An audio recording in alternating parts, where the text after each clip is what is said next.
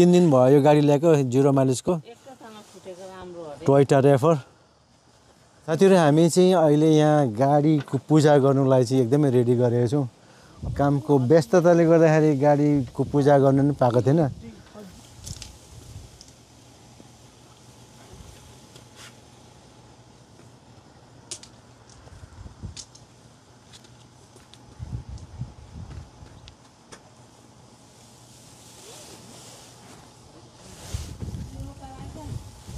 ल साथीहरु हामी चाहिँ गाडीको पूजा गर्नलाई रेडी गरिसकेका छौं।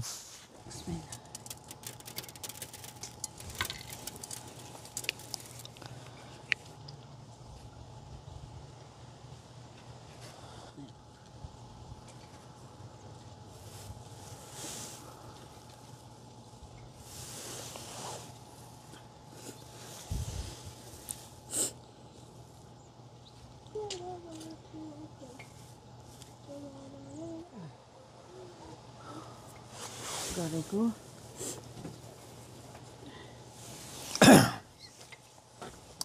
अंग दावा पूजा गर्नु त्यो नराख त्यसो ढुङ्गा। अनन्द दादालाई बोलाऊ। विश्वकर्मा बाबा मैले नयाँ गाडी ल्याएको छु। पहिलेको गाडी पनि लगभग 8-9 वर्ष कुदाएर धेरै कुदायौं। अब यो 0 माइलको गाडी अझै 10 वर्ष भन्दा बढी कुदाउन पाऊँ केही नहोस्।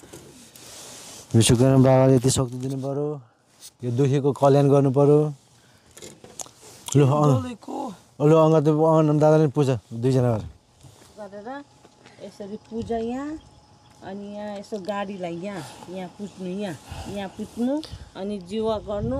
हाम्रो गाडी 10 वर्षसम्म राम्रो चलोस् भगवान हामीलाई ब्लेसिङ दिनु भनेर उयो गर यहाँ जीवा गर यहाँ मन मान्ने हुन्छ।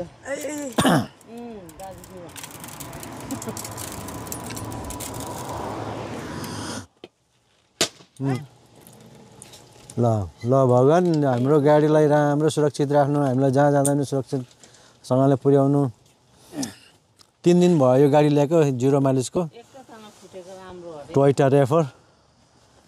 हामीले यहाँनिर यो खादा पनि लगाइदिउँ गाडीलाई। यो खादा बाँधे भएन।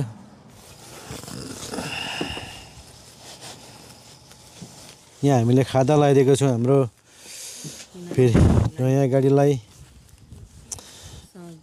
विश्वकर्मा बाबाले सधैँ हामीलाई रक्षा राख्नु पर्यो। हाम्रो नयाँ गाडी स्टार्ट गर्ने चाहिँ यहाँनिर छ हाम्रो गाडीको।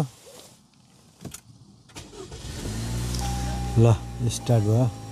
अनि यसको पूजा गर्न पाएको थिएन। अनि आज चाहिँ यसो सोमबार कामबाट आयोरी हस्पिटल पनि थियो। हस्पिटल गयोरी अनि त्यहाँदेखि आएर पूजासुजा गऱ्यौँ। गाडीलाई यसो नरिवलहरू फुटायौँ।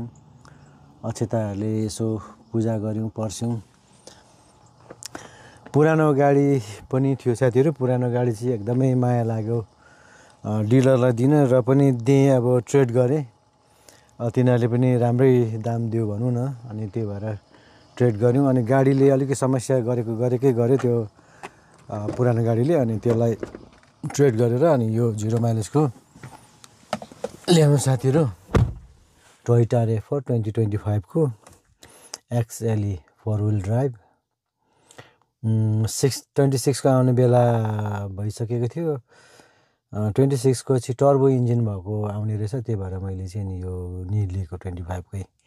अनि ज्योतिषलाई हेराउँदा पनि कालो गाडी चाहिँ नकिन्नु भनेको थिएँ। कालो गाडी पहिले मैले कार पनि किनेको थिएँ टोयोटा क्याम्री टोयोटा सेना। टोयोटा क्याम्री 2 खेप फ्लडमा डुबेर पानीमा डुबेर त्यो बाढीले डुबेर 2 खेप नै भयो। अनि सेना पनि बाटोमै राखेको ठाउँमा मान्छेले हिर्काएर कचकचुक पारिदिएको थियो। त्यही भएर मलाई कालो गाडी फाट्दैन। अनि त्यही भएर चाहिँ पहेँलो कि फुस्रो कि सेतो भनेको थियो। सेतोको चाहिँ इन्टेरियर यो सिटहरूको चाहिँ कपडाको छालाकै भयो भने कालो रहेछ। मलाई फेरि कालो मन नपर्ने। नभए सेतो गाडीको भित्र यस्तै ब्राउनहरू अब के अरे ध्वासे रङको। अनि यो सिट कभर लेदरको। यो सिट कभर लेदरको हुँदा मात्रै पनि 3000 बढी पर्दो रहेछ साथीहरू। यो 39 भन्दै थियो। लास्टमा यताउति गरेर 35 मा मिलायौँ यसलाई। अनि मेरो गाडी पुरानो गाडीलाई 132,000 पुगेको थियो माइल।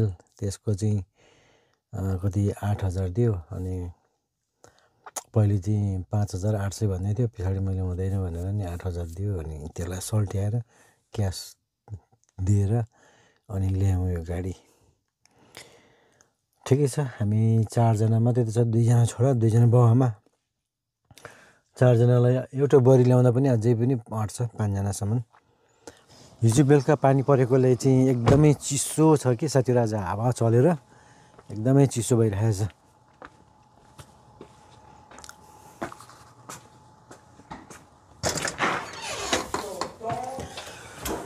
हिजोदेखि घरहरू यताउति मिलाउने, मन्दिर सन्दिर मिलाउने सबै गरेकोले गर्दाखेरि। अङ्गद, यो नाना के गरेको? यो नाना के गरेको टेबलमा? झुन्ड्याउ लगेर। उसको अङ्गदको कम्प्युटर चाहिँ त्यहाँ मन्दिर भाटामा थियो। त्यो कम्प्युटर चाहिँ यहाँ सारेर, यहाँको क्याबिनेट, चाइनिज क्याबिनेट उहाँ सारेर, यो पियानो यहाँ थियो, यहाँबाट पियानो यहाँ सारेर अनि मन्दिर चाहिँ हामीले त्यहाँ बनायौँ।